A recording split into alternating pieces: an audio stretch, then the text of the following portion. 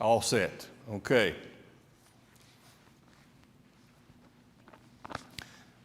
As we begin this evening, I'd like for you to turn to Revelation 22 and just have your Bibles open to that text as we think together about the second part of our theme today of heaven.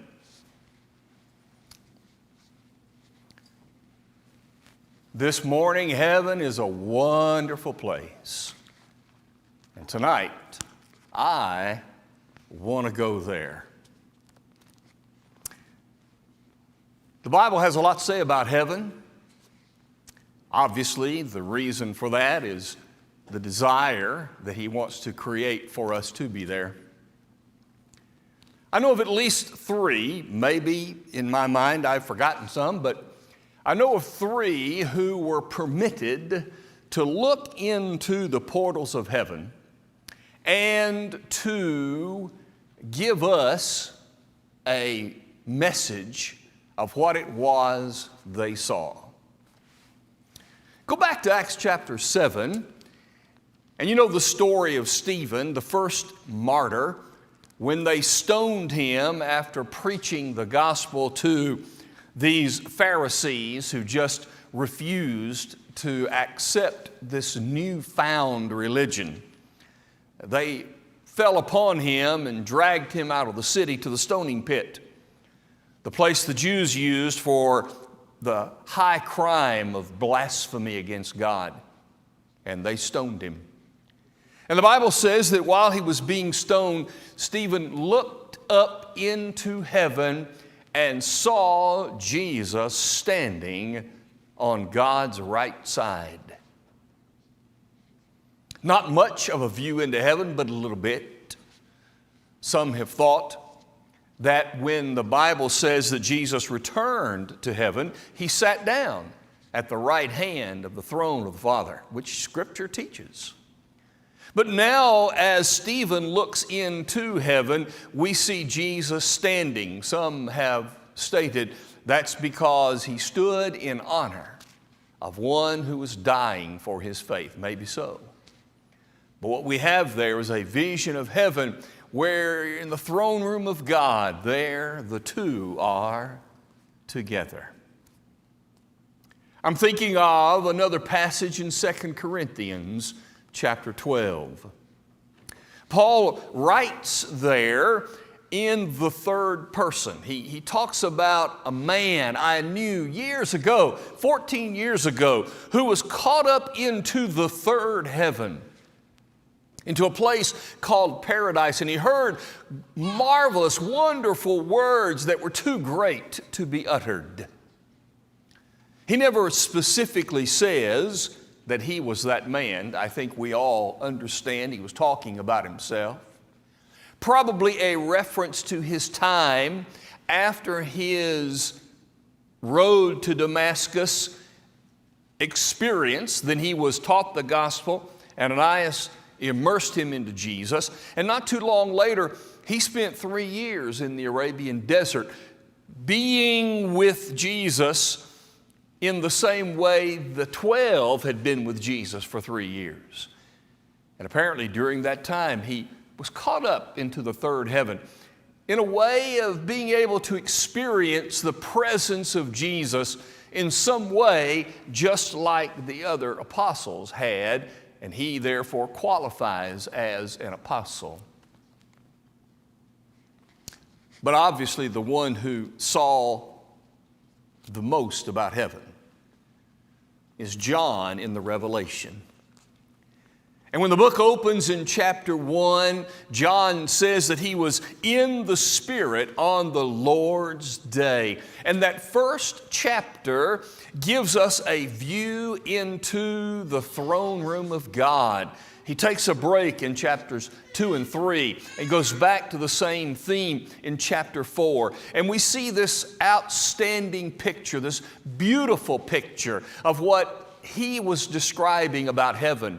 And then we see the close of the revelation in chapter 22, what appears to be another statement about what it looks like in heaven. John had a very difficult task. John had to say in physical terms what he was seeing in a spiritual place.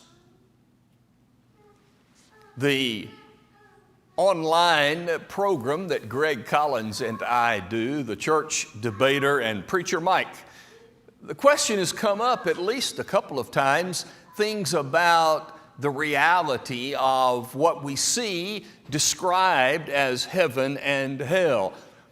Is there really a fire there? Is there really a golden street? Is there really a tree of life? Well, I would say this.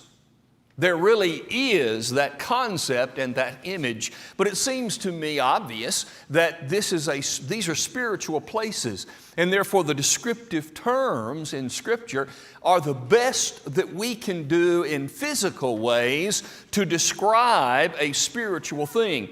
I don't think it seems impossible to me that there would be physical things in a spiritual place. But we don't have the words in our language to describe it any other way than John does in these physical descriptions. And while these exist from these three at least, let me ask you this. What do you think they were feeling? What were they feeling when they were looking into heaven? I wonder what emotions came over them. I wonder what thoughts came to their minds. I know throughout Scripture when people encountered beings, spiritual beings, apparently from the heavenly portals, they fell down because it was too much to handle. You remember that Moses wanted to see God's face, and God said, no human can do that and live, but you stand here between these rocks, and I will pass by and cover your eyes, and then I will let you see behind as I pass. That sight would be too much. And when the children of Israel were around Mount Sinai, and the voice of God yelled down from the mountain the 10 Commandments, the people were so fearful that they told Moses, you go get the law from God. We don't want to hear it from His mouth. You get it and bring it to us, and you be the spokesman. It must be an overwhelming feeling, an overwhelming experience to be in the presence of the God of the universe. But you know what? I want to go there. I think you do too. For just a minute or two, I want to notice what it means when I say, I want to go there. Turn, if you will, to Matthew chapter 7. It's a very familiar passage, but I want you to look at it while we are considering it. The first thing that I want us to notice, when I say I want to go to heaven, I have to admit, I have to realize that simply saying that is not good enough. Matthew 7:21. Not everyone who says to me, Lord, Lord, will enter the kingdom of heaven, but he who does the will of my Father who is in heaven. Many will say to me in that day, Lord, Lord, have we not prophesied in your name? Have we not cast out demons in your name and done many wonders in your name? And then he said, I will declare to them, I never knew you. Depart from me, you who practice lawlessness. Many will say, Lord, Lord. But Jesus said, simply saying it is not good enough. So if I say, or if you say, I want to go to heaven, while that's a good thing to say, it's not enough. I quickly noticed a couple of surveys this afternoon. Here's a survey from 1998. 84% of the people surveyed believe in life after death. 76% of that group believe in heaven. 2% believe that the 76% going to go to heaven. 2% say we're going to hell, and 4% believe in purgatory. Now, if you're not sure about what purgatory is a teaching that says you go off and you're punished for the numbers of sins that you have committed, and then you get to leave that place and go to heaven. So of the 84% who believe in life after death, 80% of them expect they're going to be in heaven. 1998. 2016. 64% of evangelicals, that means those who practice the major the Jesus-believing religions of the world, 64% of them say everybody is going to heaven. And 60% of all others say everybody is going to heaven. But it's just not enough to say, I want to go there. Look at these people. Who were these people? These people who claim to be able to work miracles. Is it possible that there are people who had the gift to be able to work miracles, but who still did not in their hearts believe those things? Is that possible? I know this. The apostles had that ability, those abilities. And I know Judas Iscariot sure messed up. Did he have the ability to work miracles? I think probably so. It's not my decision to decide if he'll be in heaven or hell, but I know this. Here's a man that was known to be a thief, but who had the ability given from God to work those miracles.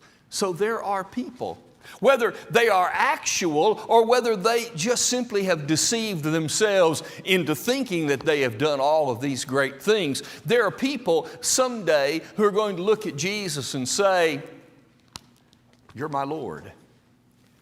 But Jesus said, no. In fact, the wording of verse 23 has always been interesting to me. He says, I never knew you. That means the whole time that they thought they were on God's side, Jesus said, I didn't know you. Now, obviously, that doesn't mean he didn't know their name. He didn't know what they looked like. He didn't know who they were. It means he did not know them as one of his, even though they strenuously believed that they were. I want to go to heaven. But I also don't want to fool myself into thinking that I will just because I say so. Or just because my parents taught me so. Or just because I preach for this church. And I don't want you simply to believe that you're going to heaven because you've always said it. In fact, I want you to notice what John says about heaven. Beginning in verse number 6 of Revelation 22. The first thing that I need to know if I want to go to heaven, because it's not enough simply to say it. Okay, so what else is there? If I want to go to heaven, I need, number one, to be willing to listen about how to get there. those 64% of people who say everybody's going to heaven seem to me to have failed to listen. It was even Jesus who said, "Enter in at the narrow gate, for wide is the gate and broad is the way that leads to destruction, and many go in by it. But narrow is the gate and difficult is the way that leads to life, and few find it." I don't think 64% is few. Therefore, I need to be willing to listen to what I need to do to learn how to go to heaven. When John was writing, notice what God said through his angel to John in verse 6. "These words are faithful and true. John, you write these things. There are things that are shortly going to come to pass." Well, I believe that was because the book of Revelation was fulfilled in that century. There were things that were happening that they saw. They were spectators. They were participants, but they were true. And the things that God wrote, these things are true. Therefore, I must be willing to listen to what he says. Look at verse 7. "Blessed is he who keeps the words of the prophecy of this book." It has always been the case with God that anytime he says something, he expects us to hear it and to keep it. So if I want to go to heaven, I better listen to the things that will help me learn how to get to heaven. And if I'm not willing to listen, if I'm not willing to say, "Okay, I accept that, Lord, and I'll do what you tell me," then I won't be able fully to believe that I'm going to heaven. So I want to convince myself to listen. As John continued to write in verse 9, he commended those who keep the words of this book, and it caused him to worship God.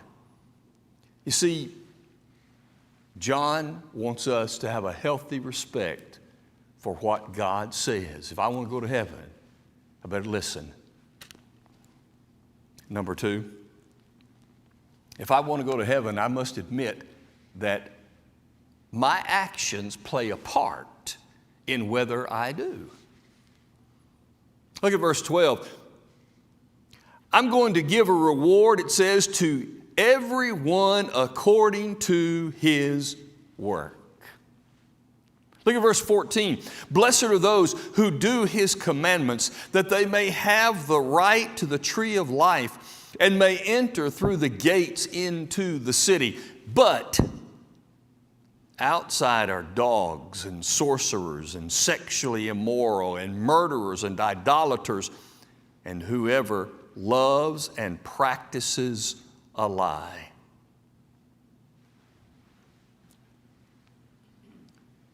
What I do or don't do appears to play a part in my going to heaven. And all those people who say that everybody's going to go to heaven, how can that be if there are those who are trying to live in good and wholesome ways and there are others who are trying to keep them from doing so? How can both be in heaven? According to God's word, that can't be. So I need to be one who says it's not good enough to want to go. Part of our saying, "I want to go to heaven," is because I was raised in a family that taught me that. Were you? Does your family want you to go to heaven?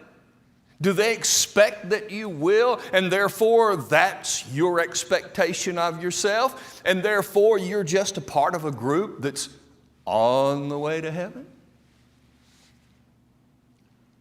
Is it just because you've been told that? And because you say that? And I have to look at my life and say, how about my actions? Are they leading me to heaven if I say I want to go there? Number 3, look at verse 17. The Spirit and the bride say, come. Let him who hears say, come.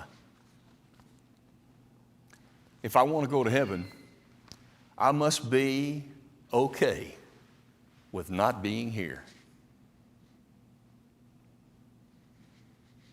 I told someone this morning, I've heard throughout the years those older Christians, they seem to be so comfortable with the thought of heaven.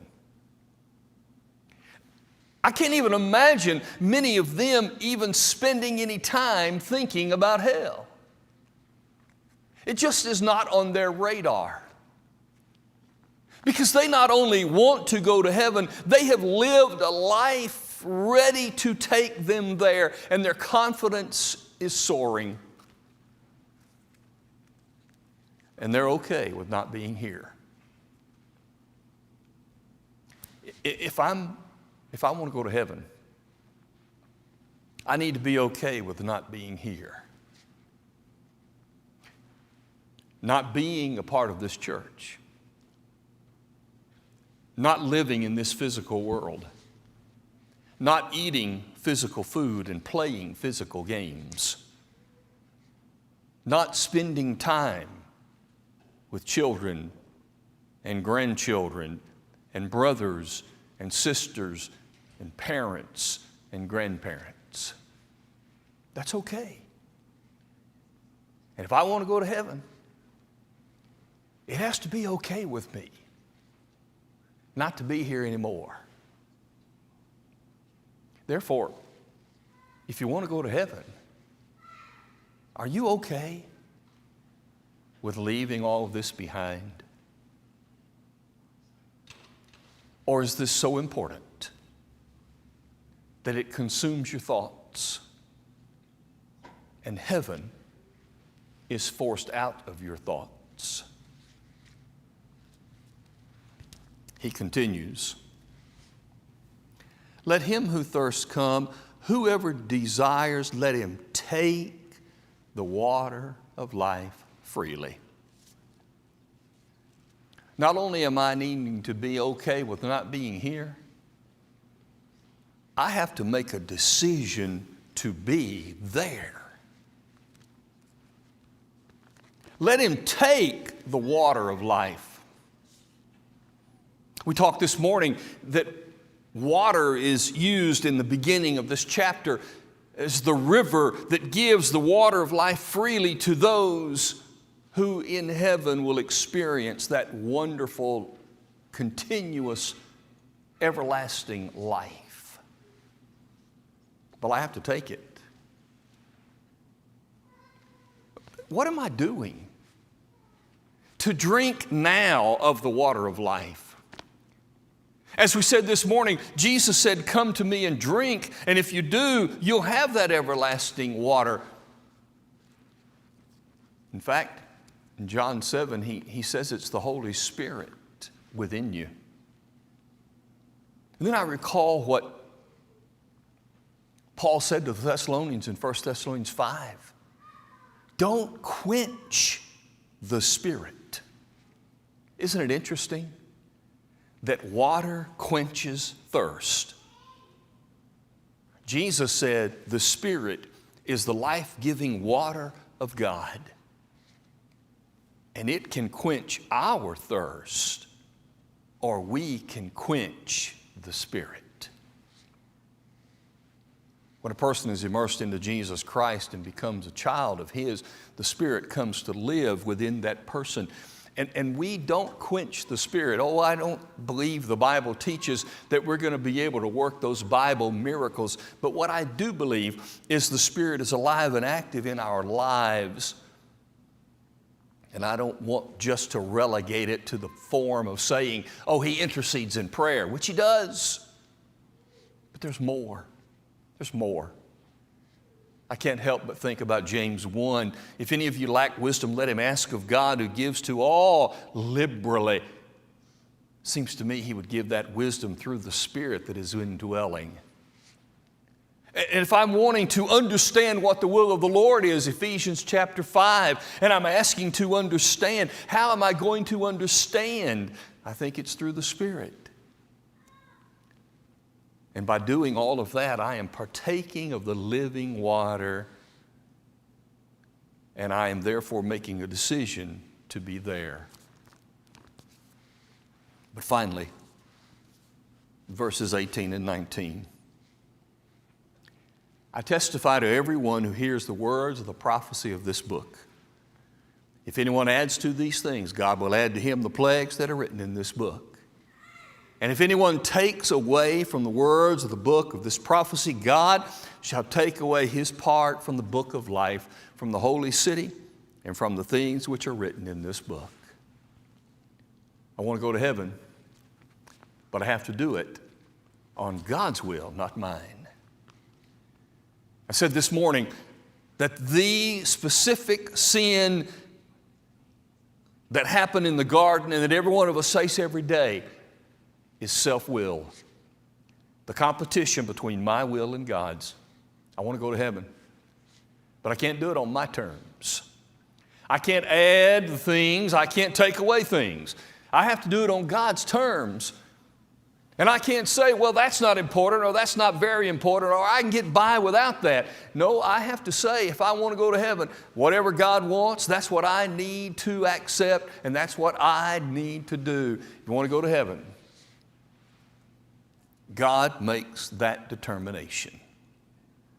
And I don't want to be comfortable with more or less. And I don't want you to be comfortable with more or less. I just want what God wants. And as children of God, as a family, as a flock, as sheep in this place, let us encourage and do all we can do for and with each other to help us go to heaven. I want to close with something I wrote this afternoon. It's not earth-shaking, but you will recognize it from the songs that we sing. When days of toil have all gone by, and I, my dear Lord, shall see, oh, that will be glory for me. Won't it be wonderful there? When we all get to heaven, heaven's really going to shine. Up in the beautiful Paradise Valley, by the side of the river of life, we'll be free from all pain and all strife. God shall wipe away all tears. There's no death, no pain, no fears. And they count not time by years, for there is no night there. Oh, for a home with God, a place in His courts to rest, sure in a safe abode with Jesus and the blessed, where the gates swing outward never, where the soul of man never dies. I've got a mansion just over the hilltop in that bright land where we'll never grow old. We will rest in that fair and happy land, land beyond so fair and bright. Home of the soul, beautiful home. There we shall rest, never to roam. How beautiful heaven must be. Heaven's a wonderful place, and I want to go there. I know you do too. And we want to go together. We don't want this to be the last time that we see each other. Let's work together as a church to encourage and strengthen and help everyone be able to go to heaven and be able confidently to say, heaven is a wonderful place and I want to go there. We would love to help you get started in that journey when you're immersed into Jesus Christ. We'd love to pray for you to be stronger I want you to pray for me, and I'll pray for you, that we all will be better in our journey toward heaven. But as always, may God bless our country. May God bless our church. May God bless each one of us on our journey to heaven. Oh, to be like